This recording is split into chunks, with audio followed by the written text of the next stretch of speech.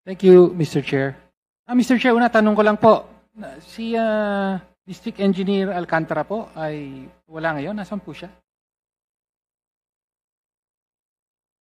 Mr. Chair? Sorry, can you repeat the question, please? D. Alcantara? I have questions for... Yes. Okay. Thank you. Mr. Alcantara is here. Siya po yung una. Well, Engineer Alcantara, kanina may mga pinakitang pictures dito. So, siguro may mga follow-up questions lang po ako. No? Well, una po, tungkol doon sa mga pictures nung text exchange or chat exchange sa pagitan ni Senator Joel at ninyo. No?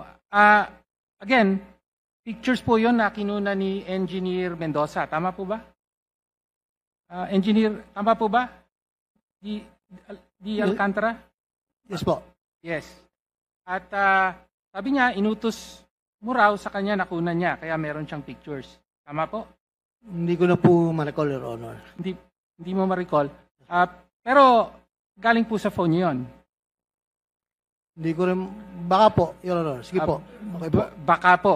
Hindi, makikita mo naman kung phone Sige mo po. o hindi. Opo, galing po sa phone niyo. Okay. Engineer JP Mendoza, nandito po kayo? Okay. Yes, sir. Pa-confirm ko lang uli. Ayon sa inyo, hindi raw po maalala ni Engineer Alcantara, pero ayon sa inyo, bakit kayo may picture nun? Nung mga conversations between Senator Joel daw and Engineer Alcantara? Dahil disappearing message po yun, pag in-screenshot po, mare-record po kasi na in-screenshot. Hindi pwedeng i-screenshot. So, kailangan kunan. Ganun po ba? Tama po ba? Yes po. Disappearing messages. Okay. At inutos sa inyo na kunan. Tama po ba? Pinapicturean po para after mapicturean, po babasahin. Pinapicturean. Okay. Sinong nagpa-picture? Si Boss Henry po. Si Boss Henry. So, una, nililinaw ko lang po yan, Mr. Chair, para malinaw na may consent yung pagkuha sa picture. Para hindi masabi na wiretapping ito or whatever. Ano? Okay, so mukhang ganun po. Okay. Ngayon, paliwanag po ni Engineer Alcantara, sabi nyo, yung context nun ay may CA hearing. Tama po ba? At nakasalang si Sec Bonoan at si Senator, sabi nyo, si Senator Joel ay humihingi ng multipurpose buildings. Tama po? Ang tanda ko po ay nagpa-follow up lang po siya sa akin na pa-follow up po yung request kay SEC na multipurpose building po, mga barangay hall. Yun lang po ang For tanda. additional. Hindi ko po masabi ko additional, Your Honor, kasi po pa-follow up lang daw po yung request lang po. Yun lang po, Your Honor.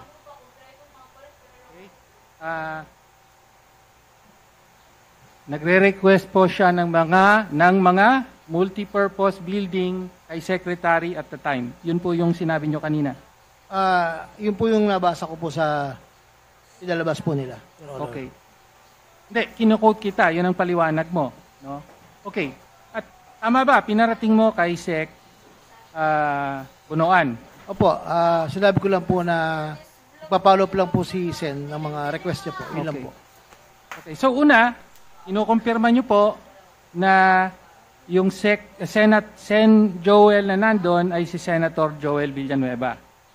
I think so. Your Honor. Yes or no na lang po? Yes po, Your Honor. Yes. So kausap nyo, ka-text nyo with disappearing message si Senator Joel Villanueva.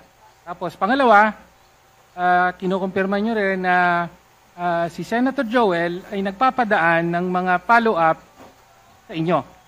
Tama po? Nakikisuyo lang po na pa-follow up po. Nakikisuyo po. At kayo naman, pinaparating nyo kay Sec. Yes po. Tama po. Pwede ba mapaliwanag lang, bakit kailangan pang idaan ni Senator Joel sa inyo, District Engineer, ang kanyang request kay Sec? Sabi nga dun sa text, abay, majority leader daw siya. Diba? Hindi lang at CA member. Di lang daw ordinaryong senator. So natataka lang ako bakit po kailangang daan pa sa inyo para iparating kay SEC. Hindi ko po alam yung Hindi nyo na alam. dahilan niya. Actually, isang bayan lang po kasi kami. Nagsabi lang po siya sa akin na baka pwede papalo kay SEC yung kanyang mga request. Yun lang po. Okay. So, yan lang po ba ang pagkakataon na nagdadaan siya ng mga follow-up at request sa inyo? Yun lang pong time na yun, sa mga multipurpose building po. Kaisa-isang pagkakataon lang din nangyari yan, ha? Under oath po kayo? Yes, I think Yes.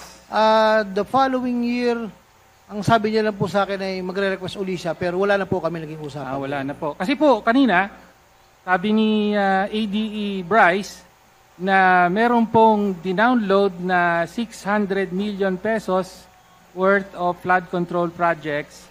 According to ADE Bryce Hernandez, ay kay Sec Joel daw yon. Tama po ba? Hindi sa isa pa kanina, yung mga proyekto. Hindi ko po alam, Your Honor, kasi po, Hindi nyo na alam. sabi ko nga po, pag lumalabas na po sa GAA, wala po kaming knowledge doon kung saan po. Wala. Pero sa district, sa district mo yon. Yes, Your Honor, lumalabas Siyempre, po. lahat ng proyekto, alam mo. Your Honor. Tama. Okay. At yung mga proyekto niya, alam din kaya ni Sec Bonoan ito? Hindi ko po alam dahil Hindi mo na alam. according to Secretary and even Yusek Cabral, na wala po kaming knowledge about the GAA po. At dun sa text kanina, mayroon pang pagbanggit. Magkita tayo bukas ba yon 6 p.m. sa JIL. Tama po ba? Yes po, Your Honor. Pwedeng pakipaliwanag po yung bahagi na yon ng text. Sabi niya po sa akin na kung pwede makita po kami sa JIL. Meron, I think, at that time, Saan po yung ano po yung JIL at saan po yun? Kayo makikita? sa Bukawi po. Sa Bukawi. Ano yung JIL na yon? Ano yun? Timbahan ba yun? Ano yun? Actually, yung po yung school po nila, tapos School. may residence po yata St. Joel doon. So, just for the record, ang ibig po sabihin ng JIL ay Jesus Lord. Jesus is Lord. So, sa school po yon. I think po, yes po. Sa Bukawi. Okay. So, malinaw po yon. Meron kayong ganong relasyon. Masasabi nyo bang malapit ang relasyon nyo kay Senator Joel? Hindi po, Your Honor, kasi po, kung ba tatandaan nyo po, I think 2023, during budget hearing, parang nga po nagko-complain siya sa distrito namin. Mga ganun lang po. Pero we're not that close po. Hindi ko po siya personal na kaibigan-kaibigan. Magkakilala lang po. Not that close, pero ikaw pa ang kinokontak niya para mag-follow up kay Sec Bonoan. Hindi naman po. Hindi naman po. Hindi, kanina Yun lang, lang po. na-establish na natin. Yun lang po, sir. Sige, hanggang doon na po muna. Ngayon, ngayon, yun naman po tungkol sa picture. Kanina may pinakitang picture, yung malaking tumpok ng pera. Meron pa isa doon sa district office daw, sabi ni ADE Bryce. Tama po ba sa district office niyo yun? Hindi ko po yung mga iba't ibang tumpok ng hindi pera. ko po ma-recognize, sir. Hindi nyo ma-recognize. Sarili nyong opisina, hindi mo ma-recognize. Hindi ko ma-recognize, Your Honor. Sige, hanggang doon na muna. Yung isa namang picture, isang malaking tumpok nasa billiard, on top of a billiard table. Sabi nyo sa bahay daw yon, tama ba? Hindi po sa bahay ko, I think wala. Hindi sa bahay mo, sabi mo sa bahay.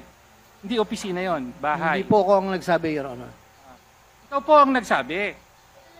Sinabi nyo kanina, yung pera na yan, yung nasa bahay, ayo po to, sinabi nyo lang kanina, yung nasa bahay, I think po na yan po ay pera ng kontraktor po na nakolekta gamit ang ibang lisensya. Yung po ang Lang po pagkakatanda ko. dinala at nagkatuwaan po na picturean po yan. Yes, Your Honor. It's not for the proponent, Your Honor. Wala pong ganun, Your Honor, na proponent. Yes, sir. Pero yun yung sinabi nyo kanina. Bilanggit ko po na yan po yung pera ng kontraktor na dinala po nung may-ari ng license. Okay. Pwede po bang ipaliwanag nyo? Medyo nalilito ako. No, dahil, una, ino-confirm nyo yung picture, ino-confirm nyo na alam nyo yun, ino-confirm nyo na nandun kayo, Di ba? At ang sinasabi nyo ay may tumpok na pera yung kontraktor na nagpagamit ng lisensya. Pakipaliwanag po. Di po. Ang tanda po dyan, may mga kaibigan po na nakikigamit po ng lisensya ng ibang kontraktor. Okay. Nagkataon po na yun po ay sabay-sabay na kolekta. Maraming, sa 2 o 3 magkakaibigan po.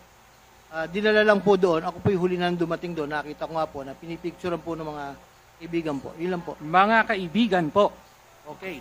Okay, so ano po yung bakit po may pera yung nagpapagamit ng lisensya? Paki-explain. Hindi ko maintindihan yan. Yun po ay halimbawa po, natapos na po nung tao, yung project po.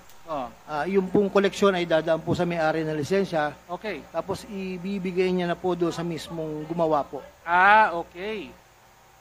So in other words, yung may lisensya, yun ang yun yung nanalo sa bidding. Yes para po. sa proyekto, Opo. sa public works contract. Tama Yes po, Your Honor.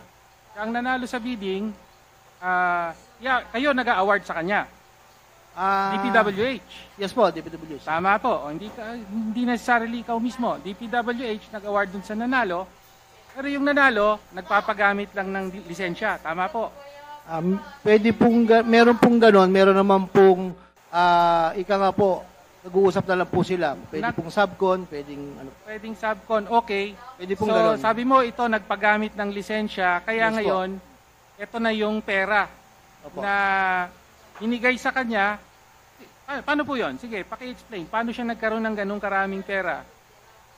Sino nagbigay sa kanya ng pera? Hindi ko na po ma-recall kung sino ang contractor, Your Honor. Kasi po, sige, hindi sino. Basta yung Opo. pamamaraan na lang. halimbawa po, nagawa na po yung project, yung may lisensya po, nakakolekta na, Okay.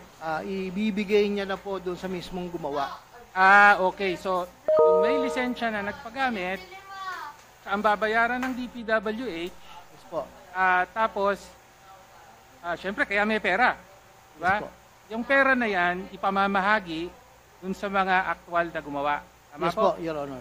Yun. Okay. Yun, legal po ba yan? Hindi ko po matandaan. Naku, hindi mo alam Hindi ko kung po matandaan, legal o to be honest hindi. po. Ha? District engineer ka, legal ba yon according to our procurement laws? Nagpapagamit ng lisensya? Sinasabi nila, ganyan daw ang modus din ng Iskaya. No? Sila naman po yung nag-uusap, Your Honor. Hindi naman po Sila kami. naman. Okay. Hindi po legal yon. Okay. Hindi nyo ba alam yon? Yes, Your Honor. Alam nyo o hindi? Hindi ko po alam yung usapan nila. Hindi. Alam nyo ba kung legal o hindi yung papagamit ng lisensya ng iba? Alam ko po, illegal. Okay, bakit po nagpapagamit ng lisensya? Ba't kailangan may ganon? Hindi ko po alam doon sa may-ari. Maari Hindi mo pong alam sa yung, may-ari.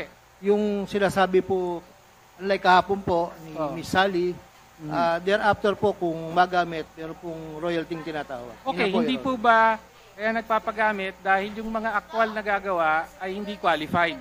Tama po ba? Possible po. Possible po. Bakit ikaw po yung taga DPWH parang lumalabas? Mas marami pa akong alam sa iyo eh. Hindi na ako makapaniwala nito ha.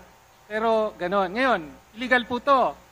No? Bawal yan. Kasi ibig sabihin, posibleng nagpapahiram ng lisensya. So yung nanalo sa bidding, inawardan nyo ng contract, licensed, qualified.